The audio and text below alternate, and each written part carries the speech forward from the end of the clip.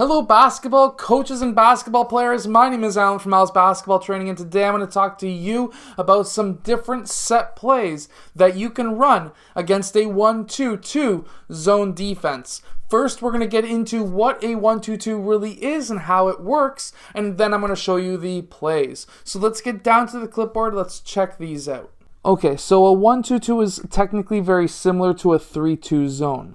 The only main difference is essentially that the bottom four players are playing essentially the same idea as a box and one, except we're going to be having player one, instead of guarding one single player, he is guarding the point of the key. So, going from there, any of these overlapping areas are generally double team locations. So first, what we're going to start off in this first play is player one passing over to player two, and when that pass initiates, we're going to have player five setting a screen on player three red. Once player one passes that ball, he's going to cut down towards this low corner, and we're going to have a pass over to player one.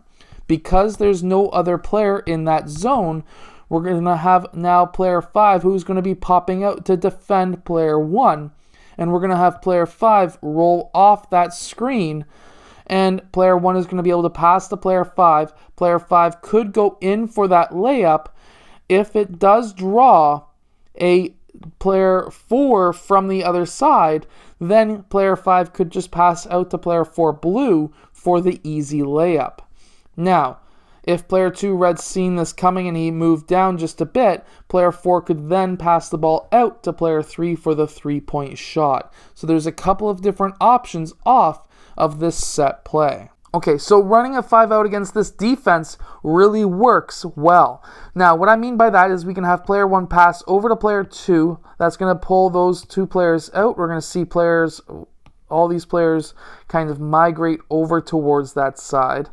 We're now going to have player 1, after he passes to player 2, he's going to be cutting towards the rim. Now, when that happens, we're going to have player 2 pass into player 1 if he's open, which he should be.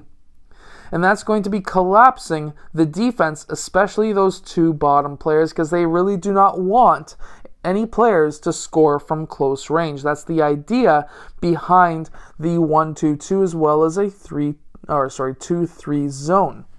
So what we're going to be looking at doing here is now player 1 could pass out to player 5.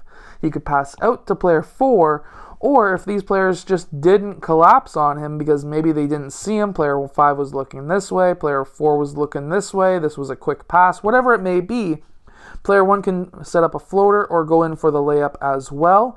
If he gets a bit too deep and player 4 cuts him off, again, he could pass out to player 4 blue for the 3-point shot or mid-range shot, whatever it may be. Player 2 sees it coming, just keep on passing it around, and the extra pass usually does work really well. So this next play is going to be absolutely amazing as well. So if you run a low 1-4 or even a high 1-4 basketball offense, these set plays are going to work absolutely amazing for this defense. Now, of course, all of these set plays don't just work against a 1-2-2 or just zones in general. They work against man-to-man defenses too. They work against any other zone as well. But really quickly, if you want a really good zone defense for your team, check out the Unbeatable Basketball Defense book below, and also the 4-1 zone defense below as well. Definitely zone defenses that you want to run with your team. Let's get back down to the clipboard. Let's check out this 1-4 quick basketball offense. So what we want to do is quickly, player 1 is going to dribble towards player 3. That's going to draw the double team. And look who's open, player 2. Simple, quick offense. Of course, when you're running a 1-4, there's going to be wings who are open against the zone. It doesn't matter if it's a 2-3 zone or not. When you start attacking the openings or the gaps in zone defenses, you're going to be drawing double teams, and that's going to allow players to be open. That happens with any zone defense that you ever play against. So now this next play, we're going to be having player 1 dribble out. He can go towards the left side or the right side. That's going to be drawing player 2 up to him, especially when he starts getting out towards this wide angle. And we're going to be having player 3 set a screen for player 2, or on player 2 for player 1. Player 1 could take that shot, but most likely that's going to be drawing player 4 up to him. So what we want to see happen here is now player 4, he could be open for the pass for the layup that could draw player 5 over for player 5 blue to score. There's a couple of different options there, but what I want to see happen here is for player 4 to go closer towards the baseline because player 3 is going to be rolling off of that screen. And what I want to see happen is player 3 to get that ball. The reason for that is because now, if he drives towards the rim, that is going to be drawing up player 5 to defend player 3, where now player 3 could pass to either player 5 or player 4. If player 3 sees this coming, of course, he's leaving his zone at this point. Player 5 could pass out to player 2 on the weak side or the far side for the 3-point shot.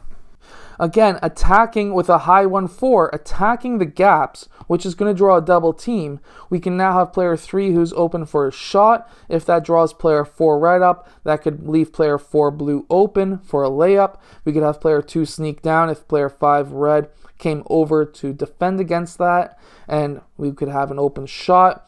We could have player 5 rolling for an open layup. There's so many opportunities that you could just basically read the defense, see what's happening, and then you can attack it that way. It's called a read and react offense, and it works really well. Now this next play, we're going to have player 1 pass over to player 2. He could have also passed to player 3, so that's also an option. Player 3 red is going to pop out. We're going to see player 1. He's going to go down towards that low corner. And we're going to be seeing now player 4 pop up towards the point. Now, we have two possibilities of players open. If player 5 gets the ball and it draws player 5 red up, player 1 could cut baseline. There's one option. Player 1 may also be open for a 3-point shot. That's, again, another option. Or we could pass to player 1, which would draw player 5 out, and player 5 blue could be cutting towards the rim, attack the rim for a layup. If he gets cut off, then we can now have player 3 may be cutting towards the baseline for player 3 to be open, or player 5 can just post up player 4, maybe spin off, do some kind of a move, whatever it may be. He can take his man one-on-one. Player 5 is the biggest man in the court. He should be able to take player 4 or somebody else who is on the court as well. This is why I always like to teach ball handling skills to the center, because when he comes up driving towards player 4, he needs to be able to stop quickly, not take a charge, and be able to get a basket one-on-one. So I hope that these plays help your team win more games. If they do, let us know in the comments section below. I would love to hear from you, and I will see you guys again later on today for the second video of the day. And I will see you guys there. I hope that you have enjoyed. Have a good one.